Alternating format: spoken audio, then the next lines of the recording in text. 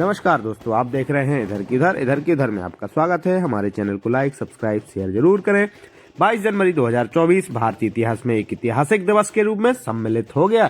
इस दिन 500 वर्षों के संघर्ष और बलिदानों के पश्चात अयोध्या में भव्य दिव्य मंदिर में श्री राम लला की प्राण प्रतिष्ठा प्रधानमंत्री नरेंद्र मोदी के द्वारा की गई। इस समारोह में दमोह से भारतीय जनता पार्टी की पूर्व राष्ट्रीय सचिव एवं एकलव्य विश्वविद्यालय की कुलाधिपति डॉक्टर सुधा मलैया को भी आमंत्रण पत्र मिला था एवं डॉक्टर सुधा मलैया प्राण प्रतिष्ठा के समारोह में सम्मिलित हुई एवं 22 जनवरी को उन्होंने श्री राम लला के दर्शन भी किए। बुधवार दोपहर अयोध्या से दमोह पहुंचने पर सर्वप्रथम डॉक्टर मलैया ने श्री जागेश्वर धाम मंदिर में भगवान जागेश्वर नाथ के का आशीर्वाद प्राप्त किया एवं उनके पश्चात दमोह पहुंची। दमोह पहुंचने पर डॉक्टर सुधा मलैया का जगह जगह पर पुष्प वर्षा कर स्वागत किया गया। सभी ने बड़े ही धूमधाम से उनका स्वागत किया और प्रेस वार्ता आयोजित की। प्रेस वार्ता में क्या कहा डॉक्टर सुधा मलैया ने, आइए सुनते हैं।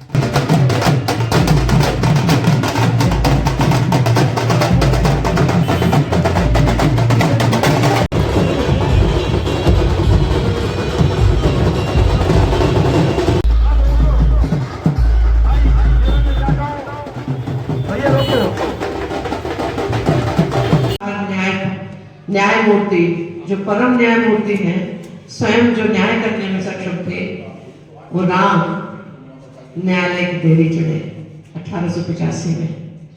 और सब महंत रघुवर दास जी ने पहला मुकदमा लगाया कि हमें पूजा अर्चना करने का अधिकार दिया जाए। यहाँ सब लोग जनता ये रो चुके होते। तो उस समय के जो जस्टिस चामियार थे, जो जिला जज था, जिला न्यायाधीश जस्टिस चैमियर ने कहा कि ये दुर्भाग्यपूर्ण है कि 365 वर्ष पूर्व ये घटना घटी, ये दुर्घटना घटी। और ये दुर्भाग्यपूर्ण है कि मुसलमानों ने, बाबर ने ये मंदिर तोड़कर, जिसको हिंदू लोग बहुत पवित्र मानते हैं, उसको तोड़कर यहाँ मस्जिद बनाई। लेकिन मैं आज इस घटना का निराकरण नहीं कर सकता। अगर आज मैं कुछ करूँगा तो इससे झगड़ा होगा और बहुत सारी जानें जा सकती हैं। इसलिए मैं ये अपील खारिज करता हूँ। उन्होंने दोबारा अपील करी, कमिश्नरी में गई तो जस्टिस यंग विराजमान हो गए मंदिर में, आप साक्षी बने, किस प्रकार का अनुभव था?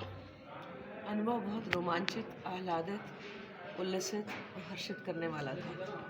मैं तो अभिभूत थी, बिल्कुल मेरी आंखों से आंसू बहने लगे और मुझे लगा कि ये जो कि स्वामी गोविंद देव जी ने भी कहा कि ये केवल रामलला की मूर्ति प्रतिष्ठा की बात नहीं थी, भारत के स्वाभिमान, गौरव और आत्मविश्वास की प्रतिष्ठा थी। ये भारतीय आदर्शों के उच्चतम प्रतीक, उच्चतम आदर्श रामलला की प्रतिष्ठा का समय था। आंदोलन में भी आपकी सहभागिता रही और न्यायालय में भी आप, दोनों जगह की अनुभूति थी। दोनों जगह आप रहे, आंदोलन में भी आपने सहभागिता की। तो उस समय का कोई ऐसा कोई वाक्य जो आपको छू गया हो दिल को? वाकई तो वही छुआ था जबकि जैसे मैं 7 दिसंबर को लौट आई वहाँ से, 7 दिसंबर 1992 को, तो मैंने जो फ़ोटो लिए थे उससे वो अभिलेख पढ़ा नहीं जा सकता था। तो जो पढ़ने वाले थे, जो विशेषज्ञ थे, उन्होंने कहा कि ऐसे नहीं पढ़ते हैं, अभिलेख नहीं पढ़ा जा सकता, उसकी छाप बनानी पड़ती है और उसकी क्लियर फोटोग्राफ चाहिए और छाप चाहिए हमें, हमको तो एक एक शब्द का मतलब निकालना पड़ता है। तो फिर मैंने जाके भाजपा ऑफिस 11 अशोक रोड में गई, मैंने कहा मुझे वहाँ भिजवा दो। तो बोले कि नहीं अभी नहीं जा सकते, कर्फ्यू लग गया है। तो मैंने गेट पे खड़े होकर कहा कि नहीं, मुझे तो जाना है, मैं कल अयोध्या जा रही हूँ। तो फिर डॉक्टर सुराज प्रकाश गुप्ता मेरे साथ थे, उन्होंने कहा हम लोग कहीं छुपे हुए थे, उस समय RSS पर प्रतिबंध लग गया था। तो सुबह को मैं जब उठी तो उन्होंने बोला वो शेरनी तो जाने को तैयार बैठी है अकेली। तो फिर वो हंसने लगे और कहने लगे कि चलो तुम्हारे लिए इंतजार करते हैं, एक दिन रुक जाओ, बस हमारी बात मान लो।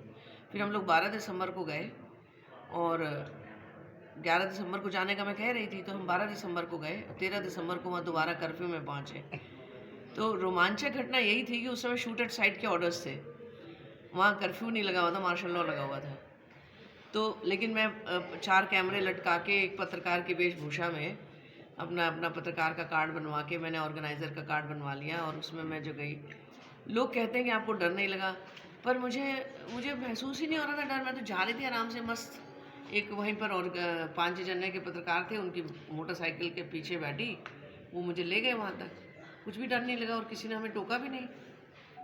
न्यायालय में भी आपने साक्ष्य प्रस्तुत किए। न्यायालय में साक्ष्य तो उन लोगों ने प्रस्तुत किए, विश्व हिंदू परिषद की तरफ से प्रस्तुत किए गए। मतलब साक्ष्य तो दे दिए, फोटोग्राफ्स दे दिए, तो विश्व हिंदू परिषद की तरफ से प्रस्तुत किए गए। ठीक है, ओके।